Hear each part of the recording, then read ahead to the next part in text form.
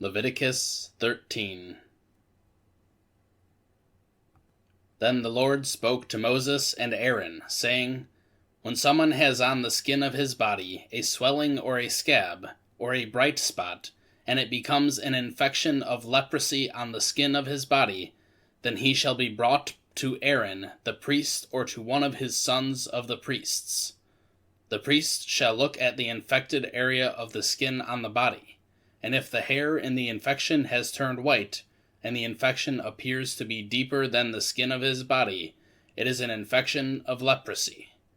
When the priest has looked at him, he shall pronounce him unclean. But if the bright spot is white on the skin of his body, and it does not appear to be deeper than the skin, and the hair on it has not turned white, then the priest shall isolate the person who has the infection for 7 days. Then the priest shall look at him on the 7th day, and if in his eyes the infection has not changed, and the infection has not spread on the skin, then the priest shall isolate him for 7 more days. The priest shall then look at him again on the 7th day, and if the infected area has faded and the infection has not spread on the skin, then the priest shall pronounce him clean. It is only a rash, and he shall wash his clothes and be clean. But if the rash spreads farther on the skin after he has shown himself to the priest for his cleansing, he shall appear again to the priest. And the priest shall look, and if the rash has spread on his skin, then the priest shall pronounce him unclean. It is leprosy. When the infection of leprosy is on someone, then he shall be brought to the priest. The priest shall then look, and if there is a white swelling on the skin, and it has turned the hair white, and there is a new raw flesh in the swelling, it is a chronic leprosy on the skin of his body, and the priest shall pronounce him unclean. He shall not isolate him, for he is unclean. If the leprosy breaks out farther on the skin, and the leprosy covers all the skin of the person who has the infection, from his head even to his feet, as far as the priest can see, then the priest shall look and behold. If the leprosy has covered his entire body, he shall pronounce the one who has the infection clean. It has all turned white, and he is clean. But whenever raw flesh appears on him, he shall be unclean. The priest shall look at the raw flesh, and he shall pronounce him unclean. The raw flesh is unclean. It is leprosy. Or if the raw flesh turns back and is changed to white, then he shall come to the priest, and the priest shall look at him, and behold, if the infected area has turned white, then the priest shall pronounce the one who has the infection clean. He is clean. Now, when the body has a boil on its skin, and it is healed, and in the place of the boil there was a white swelling or a reddish-white bright spot, then it shall be shown to the priest. And the priest shall look, and behold, if it appears to be deeper than the skin, and the hair on it has turned white, then the priest shall pronounce him unclean. It is the infection of leprosy. It has broken out in the boil.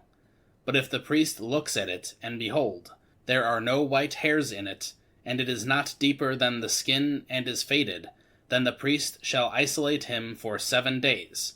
And if it spreads farther on the skin, then the priest shall pronounce him unclean. It is an infection. But if the bright spot remains in its place and does not spread, it is only the scar of the boil, and the priest shall pronounce him clean. Or if the body sustains in its skin a burn by fire, and the raw flesh of the burn becomes a bright spot, reddish-white or white, then the priest shall look at it, and if the hair in the bright spot has turned white, and it appears to be deeper than the skin, it is leprosy. It has broken out in the burn. Therefore the priest shall pronounce him unclean. It is an infection of leprosy. But if the priest looks at it, and indeed there is no white hair in the bright spot, and it is no deeper than the skin, but it is dim, then the priest shall isolate him for 7 days, and the priest shall look at him on the 7th day. If it spreads farther in the skin, then the priest shall pronounce him unclean. It is an infection of leprosy. But if the bright spot remains in its place and has not spread in the skin, but is dim, it is the swelling from the burn, and the priest shall pronounce him clean, for it is only the scar of the burn. Now, if a man or woman has an infection on the head or on the beard, then the priest shall look at the infection, and if it appears to be deeper than the skin, and there is a thin yellowish hair in it, the priest shall pronounce him unclean. It is a scale. It is leprosy of the head or of the beard. But if the priest looks at the infection of the scale, and indeed it appears to be no deeper than the skin, and there is no black hair in it, then the priest shall isolate the person with the scaly infection for 7 days. And on the 7th day the priest shall look at the infection. And if the scale has not spread, and no yellowish hair has grown in it, and the appearance of the scale is no deeper than the skin, then he shall shave himself, but he shall not shave the scale. And the priest shall isolate the person with the scale for 7 more days. Then on the 7th day the priest shall look at the scale, and if the scale has not spread in the skin, and it appears to be no deeper than the skin, the priest shall pronounce him clean, and he shall wash his clothes and be clean. But if the scale spreads farther in the skin after his cleansing, then the priest shall look at him. And if the scale has spread on the skin, the priest need not look for the yellowish hair, for he is clean. If in his sight the scale has remained, however, and black hair has grown in it, the scale has healed, and he is clean, and the priest shall pronounce him clean. When a man or woman has bright spots on the skin of the body, white bright spots, then the priest shall look, and if the bright spots on the skin of their bodies are a faint white, it is eczema that has broken out on the skin. He is clean. Now if a man loses the hair of his head, he is only bald. He is clean. And if his head becomes bald at the front and sides, he is bald on the forehead. He is clean. But if on the bald head or the bald forehead there occurs a reddish-white infection, it is leprosy breaking out on his bald head or on his bald forehead. Then the priest shall look at him, and if the swelling of the infection is reddish-white on his bald head or on his bald forehead, like the appearance of leprosy in the skin of the body, he is a leprous man. He is unclean. The priest must pronounce him unclean. His infection is on his head. As for the person who has the leprous infection, his clothes shall be torn, and the hair of his head shall be uncovered, and he shall cover his mustache and call out, "Unclean! Unclean!"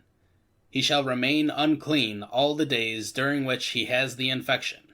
He is unclean. He shall live alone. He shall live outside the camp. When a garment has a mark of leprosy in it, whether it is a wool garment or a linen garment, whether a warp or woof, of linen or of wool, whether in leather or in any article made of leather, if the mark is greenish or reddish in the garment or in the leather, whether in the warp or in the woof, or in any article of leather, it is a leprous mark, and it shall be shown to the priest. Then the priest shall look at the mark, and shall quarantine the article with the mark for 7 days. He shall look at the mark on the 7th day. If the mark has spread in the garment, whether in the warp or in the woof, or in the leather, whatever the purpose for which the leather is used, the mark is a leprous malignancy. It is unclean. So he shall burn the garment, whether it is in the warp or the woof, in wool or in linen, or in any article of leather, in which the mark occurs. For it is a leprous malignancy. It shall be burned in the fire. But if the priest looks, and indeed the mark has not spread in the garment, either in the warp or in the woof, or in any article of leather, then the priest shall order them to wash the thing in which the mark occurs, and he shall quarantine it for 7 more days. After the article with the mark has been washed, the priest shall look again, and if the mark has not changed its appearance, even if the mark has not spread, it is unclean. You shall burn it with fire, whether in eating away has produced bareness on the back or on the front of it. But if the priest looks, and indeed the mark has faded after it has been washed, then he shall tear it out of the garment or out of the leather, whether from the warp or from the woof. Yet if it appears again in the garment, whether in the warp or in the woof, or in any article of leather, it is an outbreak. The article with the mark shall be burned with fire. But the garment, whether the warp or the woof, or any article of leather from which the mark has disappeared when you washed it, shall then be washed a second time, and will be clean. This is the law of the mark of leprosy in a garment of wool or linen, whether in the warp or in the woof, or in any article of leather, for pronouncing it clean or unclean. Luke 8. Soon afterward, Jesus began going around from one city and a village to another, proclaiming and preaching the kingdom of God. The 12 were with him, and also some women who had been healed of evil spirits and sicknesses. Mary, who was called Magdalene, from whom the 7 demons had gone out, and Joanna, the wife of Chuza, Herod's steward, and Susanna, and many others who were contributing to their support out of their private means. Now, when a large crowd was coming together, and those from the various cities were journeying to him, he spoke by the way of a parable. The sower went out to sow his seed, and as he sowed, some fell beside the road, and it was trampled underfoot, and the birds of the sky ate it up. Other seed fell on rocky soil, and when it came up, it withered away, because it had no moisture. Other seed fell among the thorns, and the thorns grew up with it, and choked it out. And yet other seed fell into the good soil, and grew up, and produced a crop 100 times as much. As he said these things, he would call out, "The one who has ears to hear, let him hear." Now his disciples began asking him what this parable meant, and he said, "To you it has been granted to know the mysteries of the kingdom of God, but to the rest they are told in parables, so that while seeing they may not see, and while hearing they may not understand. Now this is the parable. The seed is the word of God, and those beside the road are the ones who have heard. Then the devil comes and takes away the word from their heart, so that they will not believe and be saved. Those on the rocky soil are the ones who, when they hear, receive the word with joy, and yet these do not have a firm foot. They believe for a while, and in time of temptation they fall away. And the seed which fell among the thorns, these are the ones who have heard, and as they go on their way, they are choked by worries, riches, and pleasures of this life, and they bring no fruit to maturity. But the seed in the good soil, these are the ones who have heard the word with a good and virtuous heart, and hold it firmly, and produce fruit with perseverance. Now, no one lights a lamp and covers it over with a container, or puts it under a bed, but he puts it on the lampstand, so that those who come in may see the light. For nothing is concealed that will not become evident, nor anything hidden that will not be known and come to light. So take care how you listen, for whoever has, to him will more be given, and whoever does not have, even what he thinks he has, will be taken away from him. Now his mother and his brothers came to him, and they were unable to get to him because of the crowd. And it was reported to him, "Your mother and your brothers are standing outside, wishing to see you." But he answered and said to them, "My mother and my brothers are these who heard the word of God, and do it." Now, on those days, Jesus and his disciples got into a boat, and he said to them, "Let's cross over to the other side of the lake." So they launched out, but as they were sailing along, he fell asleep, and a fierce gale of wind descended on the lake, and they began to be swamped and to be in danger. They came up to Jesus and woke him, saying, "Master, Master, we are perishing." And he got up and rebuked the wind and the surging waves, and they stopped, and it became calm. And he said to them, "Where is your faith?" But they were fearful and amazed, saying to one another, "Who then is this, that he commands even the winds and the water, and they obey him. Then they sailed to the country of Gerasenes, which is opposite Galilee. And when he stepped out onto land, a man from the city met him who was possessed with demons, and he had not put on clothing for a long time, and was not living in a house, but among the tombs. And seeing Jesus, he cried out and fell down before him, and said with a loud voice, "What business do you have with me, Jesus, Son of the Most High God?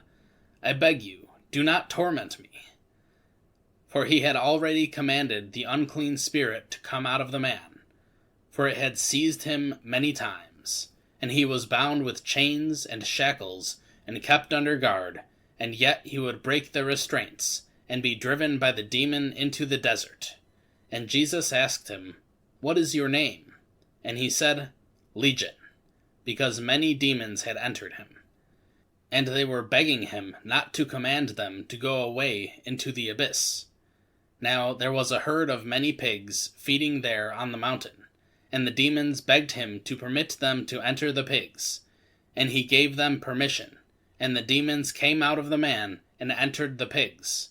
And the herd rushed down the steep bank into the lake and was drowned. Now when the herdsmen saw what had happened, they ran away and reported everything in the city and in the country. And the people came out to see what had happened. And they came to Jesus and found the man from whom the demons had gone out, sitting down at the feet of Jesus, clothed in his right mind. And they became frightened. Those who had seen everything reported to them how the man who had been demon-possessed had been made well. And all the people of the territory of the Gerasenes and the surrounding region asked him to leave them, because they were overwhelmed by great fear. And he got into a boat and returned. But the man from whom the demons had gone out was begging him that he might accompany him. But Jesus sent him away, saying, "Return to your home, and describe what great things God has done for you." So he went away, proclaiming throughout the city what great things Jesus had done for him. And as Jesus was returning, the people welcomed him, for they had all been waiting for him. And a man named Jairus came, and he was an official of the synagogue. And he fell at Jesus' feet, and began urging him to come home to his house, for he had only a daughter, about 12 years old, and she was dying. But as he went, the crowds were pressing against him. And a woman who had suffered a chronic flow of blood for 12 years, and could not be healed by anyone, came up behind him and touched the fringe of his cloak, and immediately her bleeding stopped.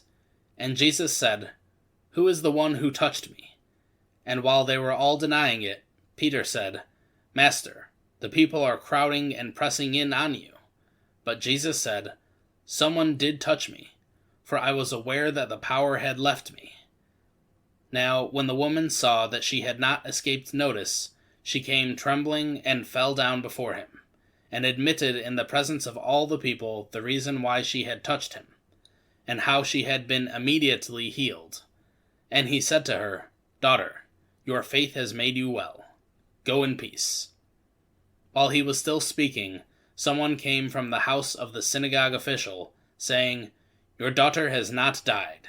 Do not trouble the teacher any more." But when Jesus heard this, he responded to him, "Do not be afraid any longer. Only believe, and she will be made well." When he came to the house, he did not allow anyone to enter with him except Peter, John, and James, and the girl's father and mother. Now they were all weeping and mourning for her. But he said, "Stop weeping, for she has not died, but is asleep." And they began laughing at him, knowing that she had died. He, however, took her by the hand and spoke forcefully, saying, "Child, arise." And her spirit returned, and she got up immediately. And he ordered that something be given to her to eat. Her parents were amazed, but he instructed them to tell no one what had happened. 1 Corinthians 2. And when I came to you, brothers and sisters, I did not come as someone superior in speaking ability or wisdom, as I proclaim to you the testimony of God. For I determined to know nothing among you except Jesus Christ, and him crucified. I also was with you in weakness and fear, and in great trembling. And my message and my preaching were not in persuasive words of wisdom, but in demonstration of the Spirit and of power, so that your faith would not rest on the wisdom of mankind, but on the power of God. Yet we do speak wisdom among those who are mature, a wisdom, however, not of this age, nor of the rulers of this age, who are passing away, but we speak God's wisdom in a mystery, the hidden wisdom which God predestined before the ages to our glory, the wisdom which none of the rulers of this age has understood. For if they had understood it, they would not have crucified the Lord of glory. But just as it is written, things which eye has not seen and ear has not heard, and which have not entered the human heart, all that God has prepared for those who love him. For to us God revealed them through the Spirit. For the Spirit searches all things, even the depths of God.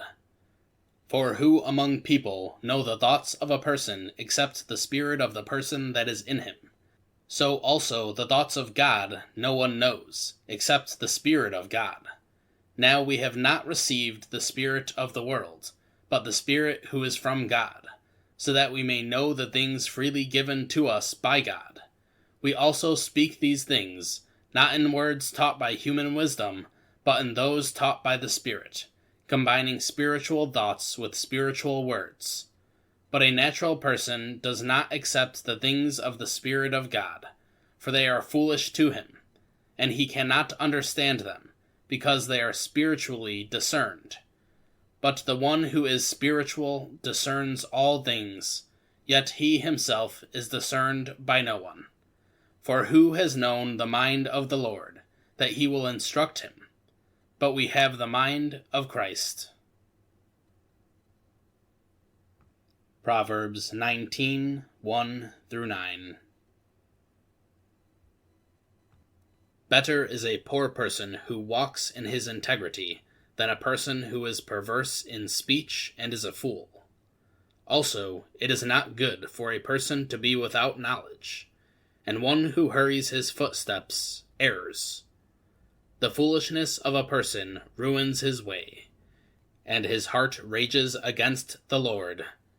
Wealth adds many friends, but a poor person is separated from his friend. A false witness will not go unpunished, and one who declares lies will not escape. Many will seek the favor of a generous person, and every person is a friend to him who gives gifts. All the brothers of a poor person hate him. How much more do his friends abandon him?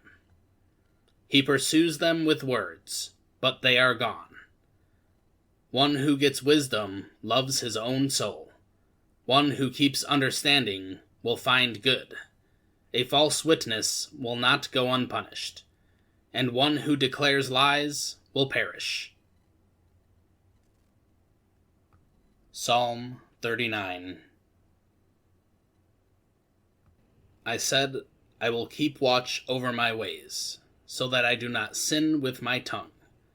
I will keep watch over my mouth, as with a muzzle, while the wicked are in my presence. I was mute and silent. I refused to say even something good, and my pain was stirred up. My heart was hot within me. While I was musing, the fire burned. Then I spoke with my tongue. Lord, let me know my end, and what is the extent of my days. Let me know how transient I am. Behold, you have made my days like hand-widths, and my lifetime as nothing in your sight. Certainly all mankind standing is a mere breath.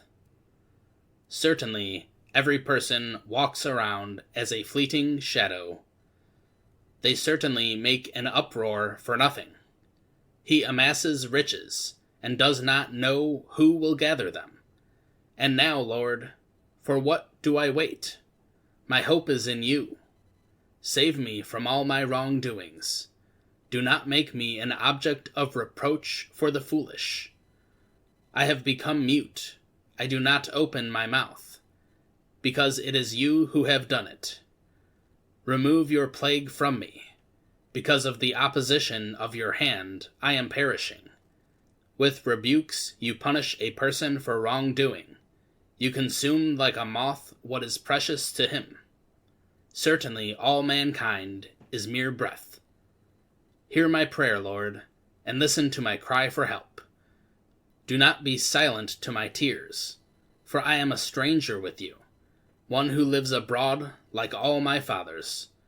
Turn your eyes away from me, that I may become cheerful again, before I depart and am no more.